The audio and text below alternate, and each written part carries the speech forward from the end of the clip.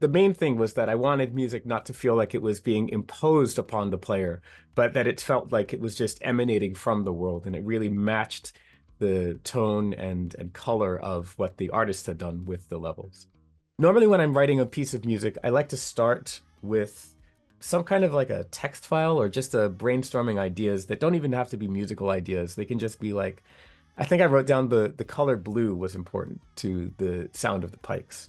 My final time playing the game before it released, I went to Sweden to visit the dev team, and I was just blown away. I was like, is this the same game that I've been looking at this whole time? It looks beautiful. Where did this come from? But that's just how development works. You know, everyone's kind of in their little pockets. I actually finished scoring Helldivers 2 in like 2020, 2021, something like that. So it was quite a long time ago. Out here, you live and die by your reputation. You want to survive? Know the players. You're new to this world. What's your problem? Come back when you're not. So, Wilbert, how are you doing today, sir? Oh, not bad. How about you?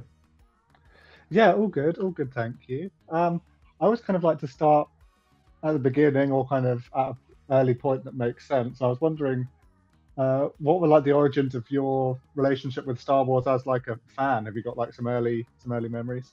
I'm sure that I must have seen at least Ep 4 as, a young child. I'm sure I must have, but I just don't have any memory until college, when for some reason I just decided to go very deep into studying John Williams's music.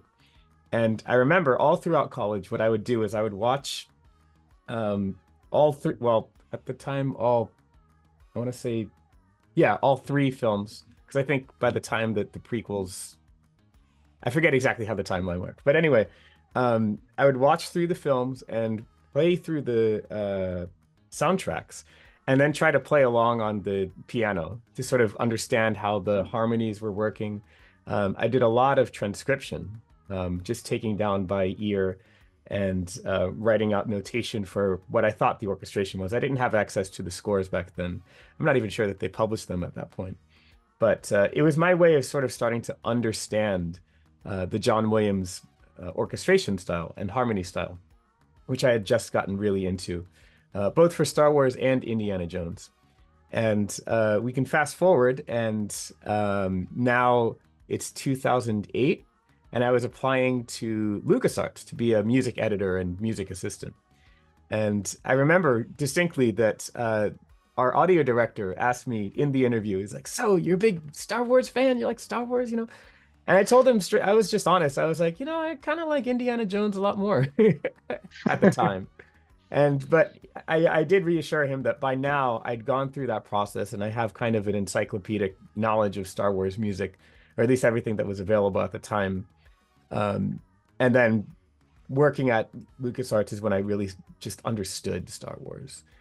You're surrounded by it there, and there's so many resources, and that's when I discovered just the beauty of what it actually is. I'd only seen the films as like a study exercise, and then Indiana Jones was where my heart was. But then over the next like 5 years, it kind of switched over more to Star Wars, and like this is kind of where my heart is at, and where I really became passionate about Star Wars at that point.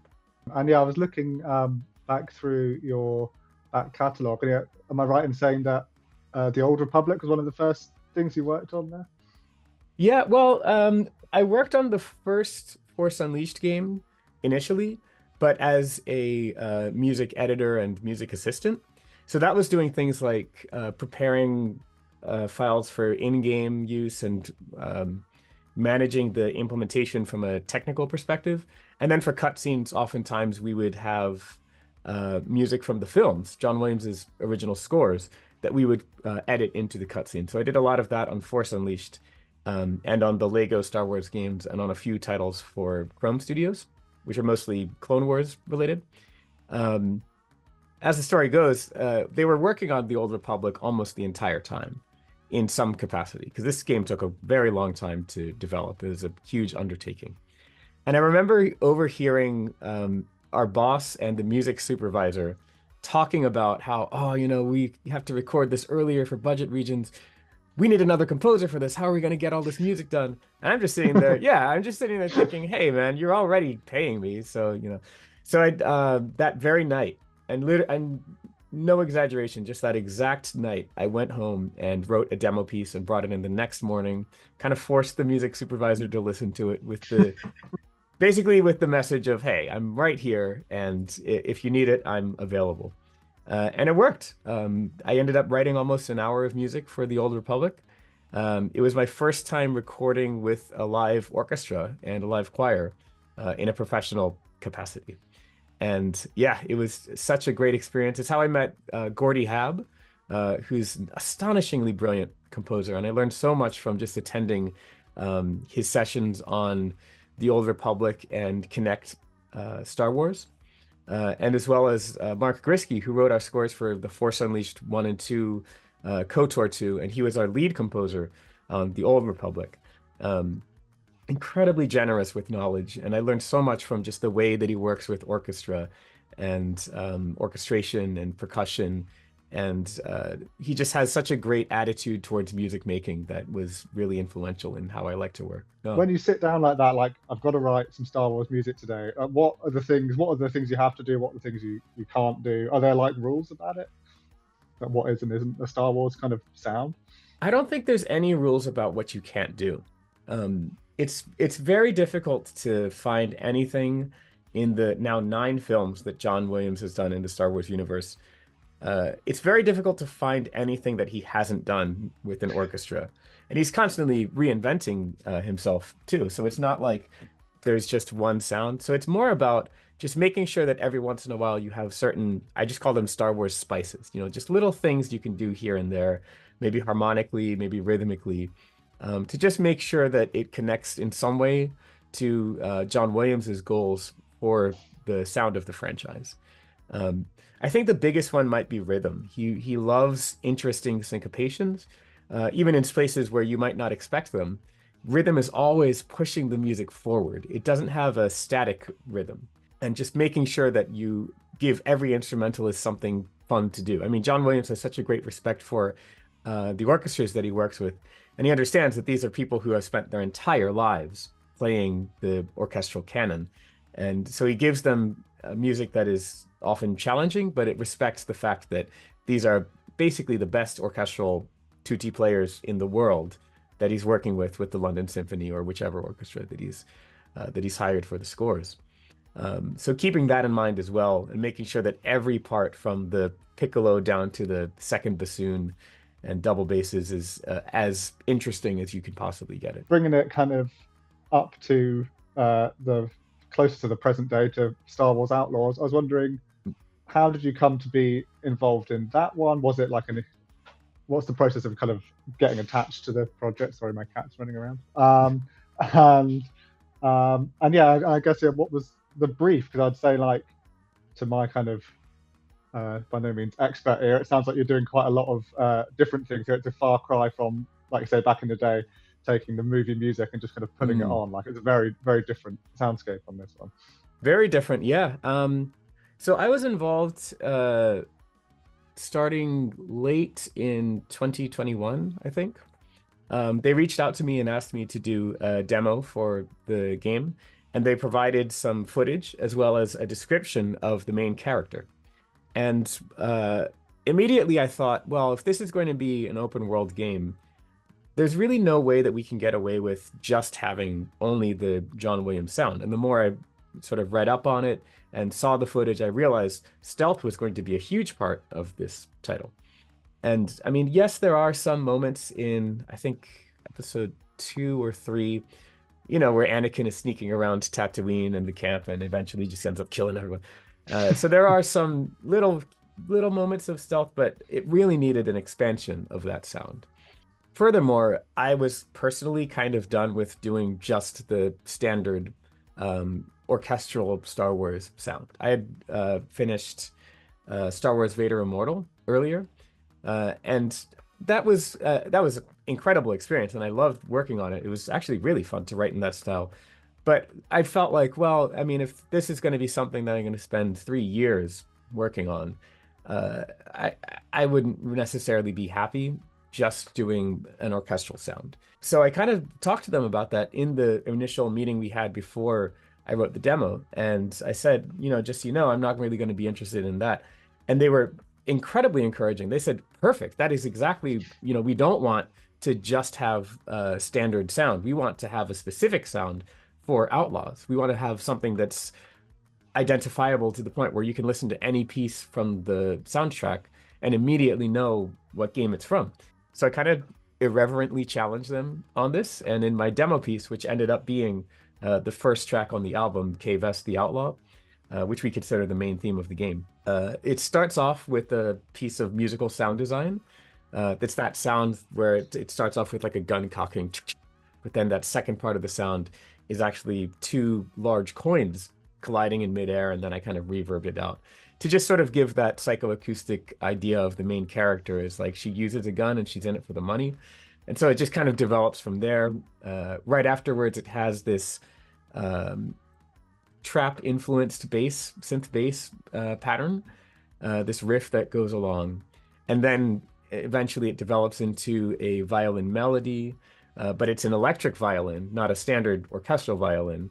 It has little elements of Spanish guitar, just all of these different things that you really would not expect to hear in Star Wars, but they made sense with the character and with the gameplay.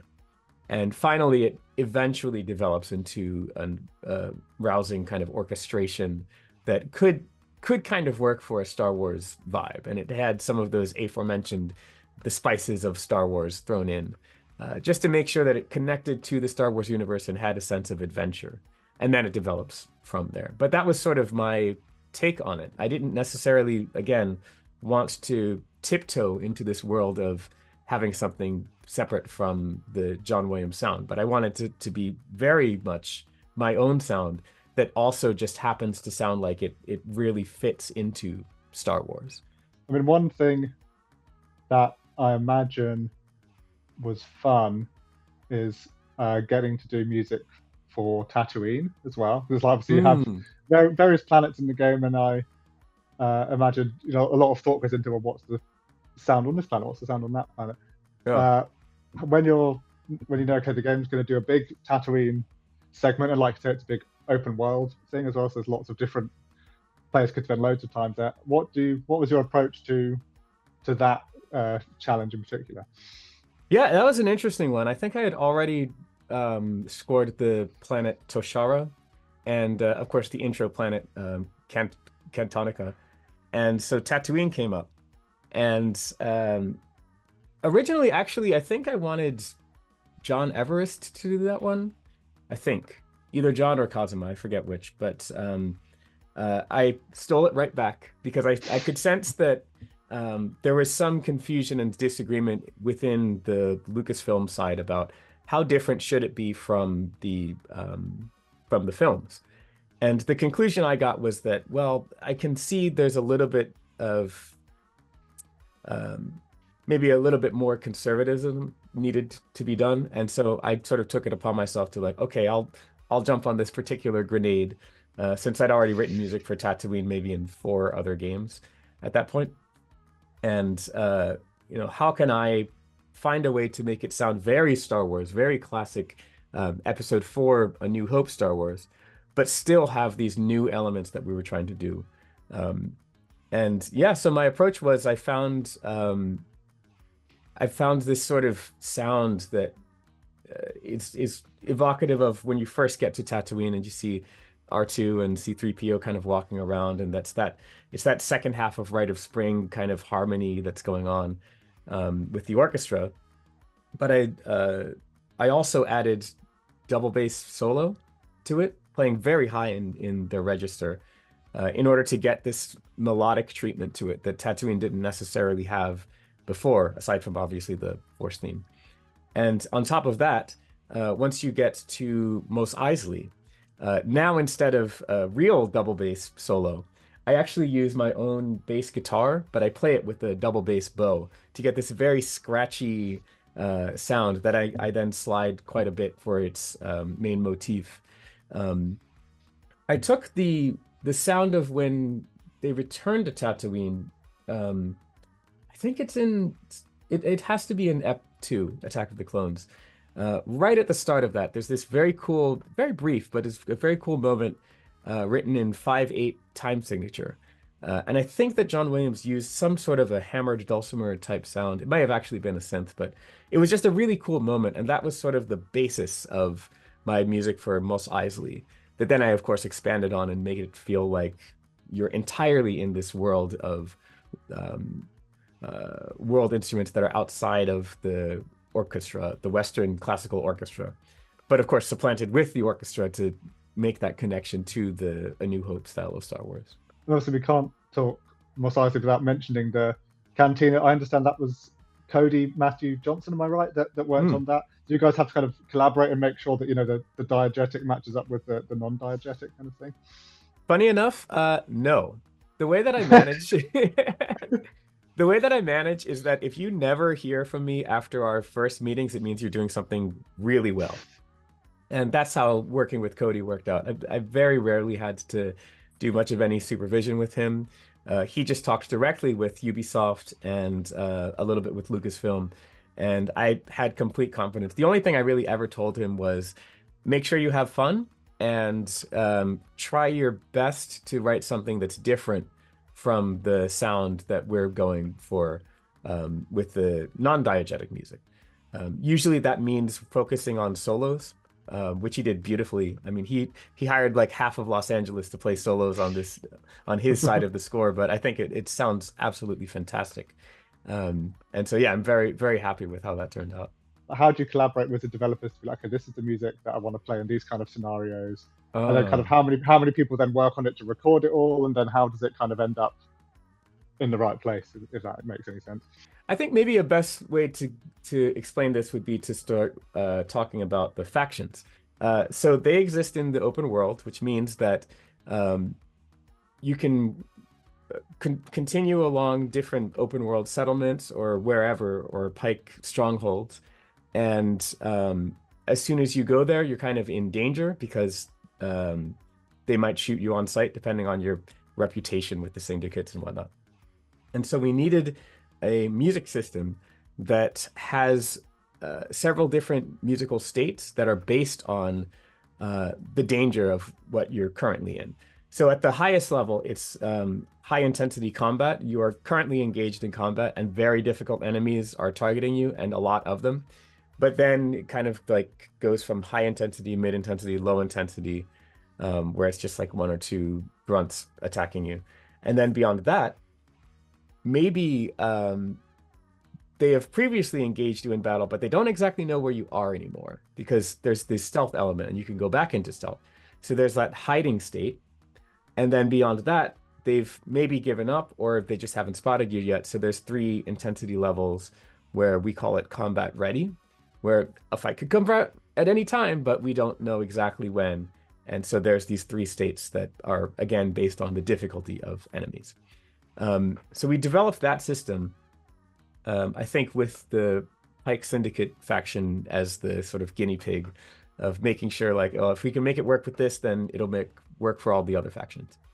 The way that I like to write for this game was I would start with writing a faction theme, which wasn't necessarily anything that you would actually hear directly in game, but it was just maybe a 3-minute piece of music that identified all of the different signature sounds and melodies and motifs that I would eventually use for all of the other music for that faction, for all of the combat suites and any other kind of dialogue music, whatever. Normally when I'm writing a piece of music, I like to start with some kind of like a text file or just a brainstorming ideas that don't even have to be musical ideas. They can just be like, I think I wrote down the color blue was important to the sound of the pikes. They have that sort of fish people kind of Lovecraftian look to them. And I just thought, okay, well, we should have something with that. I mentioned that a lot of their money comes from drug running. So I was like, well, maybe I can do something with that. Maybe there's a sound I can make that's just the sound of spice or however they call it in this universe.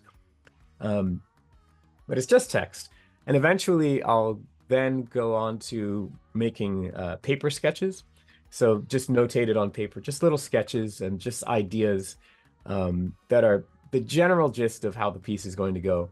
And then from that, I'll go into the computer and do a piano sketch and then eventually orchestrating everything, just arranging it for the different instruments and designing all of the sounds like synthesizer sounds and whatever I need to do to produce the piece. Once that was finished and approved, then I went on to do all of the combat tracks and the stealth music, just the rest of that combat suite. And after this is all finished and approved, they usually will put it right into the game just to test things and make sure everything is working and it's cool. And once we have their blessing, then it goes to the orchestration stage. Our orchestrator for this project was David Ships. And for the factional and combat music, we recorded those in Nashville. So we flew off to Nashville. We recorded the strings and brass separately over a number of days. And finally, it comes back to me after it's had the orchestra mix, and then I did the full mix with all of the other non-orchestral like synthesizers and whatnot. And then I re-deliver that to go back into the game and replace the mock-up orchestra. And in addition to that, we also had two music editors. They would take some of the stems of what we recorded and what I delivered for the synths and whatnot, and basically arrange new pieces that could be used in different contexts. So for instance, maybe I'll write a very busy cue for one of the cities, but then they might use little elements of that cue for different moments, like maybe different dialogue moments, or if they just don't want the full mix to play constantly, they could do that too. A game of that kind of size, it could go even longer if you're kind of a completionist. How much music do you have to deliver for something like that? Yeah, I mean, originally we'd planned about 3 hours. It's definitely closer to 4. But that's not including the aforementioned just different edits that they'd done. Our music editors had done such an incredible job on just making sure that everything just fits perfectly into the game, and that it all had enough content and that it all sounded good in context. I hadn't considered like the different factions having different sounds, but of course they do. And I imagine then there's a similar suite for like when you're infiltrating like an imperial base. I imagine they must have their own sound. I guess it always comes back to John Williams in the end, right? But on something like we're trying to make the music for, I know the Empire's not technically a faction, but making the music for the imperial presence in the game. How tempting is it to like, we're going to chuck in the Imperial March, we're going to do this, but then like you have to kind of put yourself back and be like, hey, we're actually trying to do something different here. Well, I didn't want to use the Imperial March because this game, I mean, even though technically it takes place between episodes 5 and 6, everything about the music is very aggressively episode 4 rather than 5 or 6. And he hadn't written the Imperial March yet, but instead he had a theme for the Death Star and a theme for the Stormtroopers. And so my Imperial music in Outlaws is based around that theme for the Stormtroopers. Like if you listen to Ep4 soundtrack, it very frequently has this little bum bum bum ba-da-da, ba-da-da, da-da-da-da, kind of thing, usually in brass. And so that's sort of what I based the Imperial music on. From the perspective of the music, it is a faction, but the main difference is that we didn't record it in Nashville. We recorded the Imperial music in Glasgow with the Royal Scottish National Orchestra, just because that has the British style of playing, and it just sounds a lot closer to those original trilogy pieces. Whereas Nashville is a little bit more modern. It has like a little bit more detail in the microphones. It's a smaller room, all of that fun stuff. So the Imperial music was recorded there, and we still had basically the same system, and sonically it's pretty similar to the Star Wars Episode 4 sound. The difference is I kind of expanded on the use of piano and snare drum. There's a tiny little bit of it in the original A New Hope score, but for stealth I needed just a little bit more, so I kind of dug more into use of piano. And there's a tiny little bit of synth there too. It's very imperceptible, but it kind of, again, expands on that timbre of the use of piano in those scores. Do you go back and play the games that you worked on and then hear, oh, they've put this bit here, they've put that, or is that like watching yourself on camera difficult to do kind of thing. It is difficult to do at times, but I actually did just start playing yesterday. I'm very impressed with. I mean, they've made some really, really clever decisions about where to put music in this game and how to edit things so that it always just feels not only seamless but like fresh. There's been some edits they've done where it's just like, where's this from? And then I realized that like they've combined like this cue over here for this cue over there, and yeah, they just did really clever stuff. So it's and plus I'm just having fun with the game. I mean, it's weird. It's like the kind of game that I would want to play anyway. I love like I love Uncharted. I think Uncharted 2 is my favorite game of all time, and I love stealth games. I love Splinter Cell actually, and Metal Gear especially.